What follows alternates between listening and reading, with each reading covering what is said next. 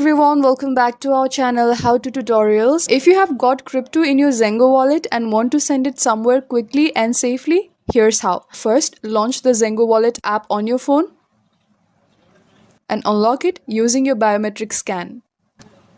On the main screen, tap the send icon to start the process. As you can see, right now, I don't have any assets yet. So you first need to buy or receive crypto into your wallet before you can send. Okay, let me just tap on receive for now.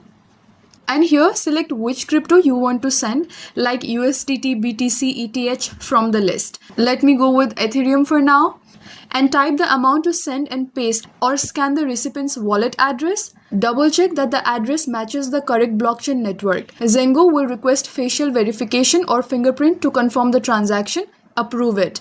Once authenticated, press confirm to send. Your transaction will be on the blockchain. But remember, always double check the network. For example, ERC20, BEP20 and recipient address, because crypto transactions are irreversible. After confirming, the transfer usually completes within a few minutes, but times vary by blockchain. And yes, that's how you send your funds. With Zengo's biometric security and simple interface, sending crypto has never been safer or easier.